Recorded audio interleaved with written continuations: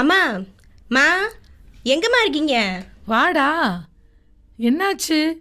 என்னைக்கும் இல்லாமல் இன்னைக்கு ரொம்ப சந்தோஷமா இருக்க? என் லைஃப்ல இந்த மாதிரி நாளை மறக்கவே முடியாதுமா. அப்படி என்ன நடந்துச்சு? இன்னைக்கு எங்க காலேஜ்ல கிறிஸ்மஸ் செலிப்ரேஷன் சொல்லியிருந்தேன்ல, ஆமா. அதில் உனக்காகவே நான்ற தலைப்புல ஒரு நாடகம்மா. சரி, அதுல என்ன? அதை பார்க்க பார்க்க எனக்குள்ள ரொம்ப நாளா இருந்த குற்ற உணர்ச்சி, பயம் எல்லாமே என்னை விட்டு போயிருச்சுமா. என்னன்னு சொல்ல தெரியலம்மா, எனக்கு ஒரு மாதிரி ரொம்ப சந்தோஷமா இருந்துச்சு. ஏசப்பா என் கூட பேசினாங்கம்மா, உனக்காக நான் இருக்கேன்னு சொன்ன மாதிரி எனக்கு தோணுச்சுமா. ஆச்சரியமா இருக்கு. நானும் உன் வயசுல இருக்கும்போது வாழ்க்கையை வெறுத்து சாக போன என்னை தேடி இயேசு வந்தார். இப்ப நான் வாழ்றதே அவர் கொடுத்த வாழ்க்கை தான். சரி சரி, அங்க என்ன நடந்துச்சுன்னு கொஞ்சம் விவரமா சொல்றியா? அது ரொம்ப பெருசுமா, சொல்லலாம் முடியாது. வீடியோ எடுத்திருக்கேன், நீ வேணா பாரு. ஓ அப்படியா? வா, இங்க உட்காந்து பார்க்கலாம்.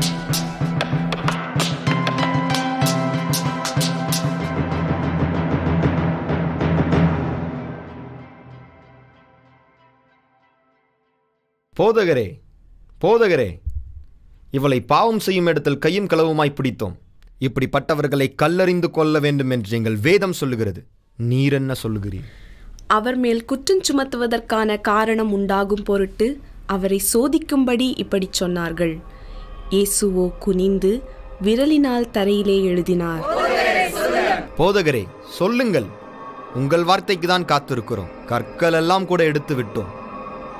உங்களில் பாவமில்லாதவன் இவள் மேல் முதலாவது கல்லறிய கடவன். அவர் மறுபடியும் குனிந்து தரையிலே எழுதினார். அவர்கள் அதை கேட்டு தங்கள் மனசாட்சியினால் கடிந்து கொள்ளப்பட்டு பெரியோர் முதல் சிறியோர் வரைக்கும் ஒவ்வொருவராய் போய்விட்டார்கள். இயேசு தனித்திருந்தார். அந்த ஸ்திரீ நடுவே நின்றாள். இயேசு நிமிர்ந்து, உன்னை குற்றம் சாட்டினவர்கள் எங்கே? ஒருவனாகிலும் உன்னை ஆக்கினைக்குள்ளாக தீர்க்கவில்லையா? இல்லை ஆண்டவரே. நானும் உன்னை ஆக்கினைக்குள்ளாக தீர்க்கிறதில்லை. நீ போ, இனி பாவம் செய்யாதே. ஆதரவாய் நின்றவர் நீரே, கல்லெறியும் கூட்டத்தின் முன்னே ஆதரவாய் நின்றவர் நீரே. என் கரம் பிடித்து தூக்கினீர், என் கரைகள் எல்லாம் நீக்கினீர். என் கரம் பிடித்து தூக்கினீர், என் கரைகள் எல்லாம் நீக்கினீர். உன் பிள்ளையாக மாற்றிவிட்டீரே, என்னை தள்ளாத தகப்பன் நீரே. அம்மா தர்மம் பண்ணுங்கம்மா. ஐயா தர்மம் பண்ணுங்க ஐயா. அம்மா தர்மம் பண்ணுங்கம்மா. ஐயா தர்மம் பண்ணுங்க ஐயா. இங்கே என்ன நடக்குது? என்ன இங்கே ஒரே சத்தமாக இருக்கு? இயேசுவா, இந்த வாய்ப்பை தவற விட்டுறக்கூடாது. இயேசுவே, தாவீதின் குமாரனே, எனக்கு இரங்கும். இயேசுவே, தாவீதின் குமாரனே, எனக்கு இரங்கும். அவனை அழைத்து வாருங்கள்.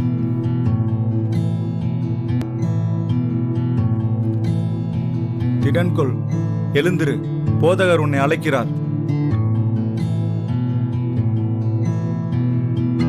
நான் உனக்கு என்ன செய்ய வேண்டும் என்றிருக்கிறாய்? ஆண்டவரே, நான் பார்வை அடைய வேண்டும். நீ போகலாம். உன் விசுவாசம் உன்னை ரட்சித்தது. சுகவீனம் சுகமாய் மாறுமே. நீர் வந்தால் சூழ்நிலை மாறுமே. முடியாததும் சாத்தியமாகுமே. ஆஹா, எத்தனை அற்புதம், எத்தனை அதிசயம்! இவர் உண்மையிலே தேவனுடைய குமாரன் தான். இயேசுவை பற்றி தெரிஞ்சதுக்கப்புறமும் நம்ம நண்பனுக்கு உதவலைனா அது பெரிய பாவம். வாங்க, உடனே இப்போ இயேசு இடத்துல அவனை கொண்டு வருவோம்.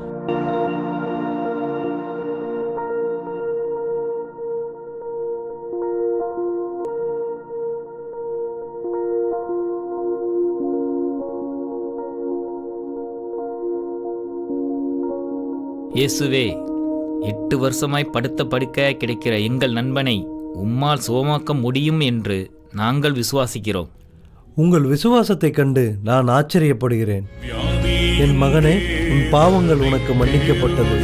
நீ எழுந்து உன் படுக்கையை எடுத்துக்கொண்டு உன் வீட்டுக்கு போ என்று உனக்குச் சொல்கிறேன். என்னை சூழ்ந்தாலும் மீண்டும் எழுப்பிடுவீர், வேலன் கொடுத்திடுவீர், உந்தன் தழும்புகளால் குணமாக்கிடுவீர், மீண்டும் எழுப்பிடுவீர், வேலன் கொடுத்திடுவீர், உந்தன் தழும்புகளால்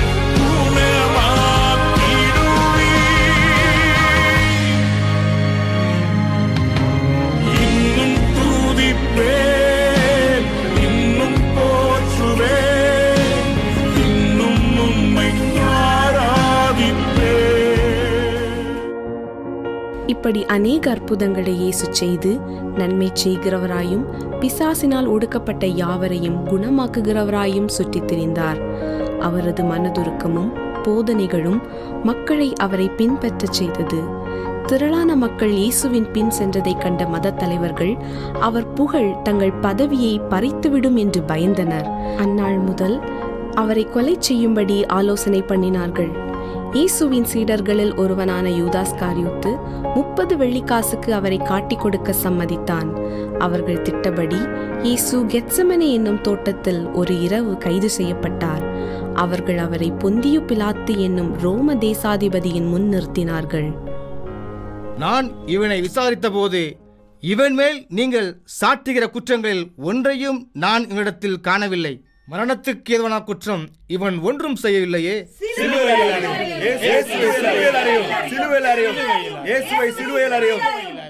ஏன் என்ன பொல்லாப்பு செய்தான்?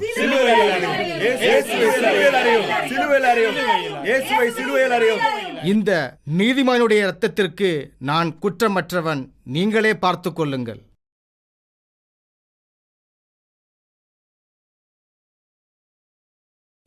உனக்காகவே நான் காத்திருக்கிறேன், உள்ளத்தையே நீ தருவாயா. உனக்காகவே நான் காத்திருக்கிறேன், உள்ளத்தையே நீ தருவாயா. என்ன கொல்ல போறாங்களே, நான் எத்தனையோ பேரை கொண்டிருக்கேன். நான் மறுபடியும் திரும்பி வாழணும்னு நினைக்கிறேன். ஆனா இந்த தடையில இருந்து யாரா காப்பாற்ற மாட்டாங்களா? மறுபடியும் வாழ வாய்ப்பு கிடைக்காதா? தருவாயா. உனக்காகவே நான் வந்தேனே, உனக்காகவே நான் சிலுவை சுமந்தேன், உனக்காகவே நான் மரித்தேனே, உனக்காகவே நான் உயிர்த்தெழுந்தேன், உனக்காகவே மீண்டும் வருகிறேன், உனக்காகவே மரித்தேன், ஆனாலும் இதோ சதா காலங்களிலும் உயிரோடு இருக்கிறேன். என் அன்பு மகனே, என் அன்பு மகளே, பாவத்திலிருந்தும் குற்ற உணர்ச்சியிலிருந்தும் விடுபட முடியாமல் சிக்கி தவிக்கிற உன்னை மீட்டு பரிசுத்தமாய் வாழ வைக்க உனக்காக நான் இருக்கிறேன்.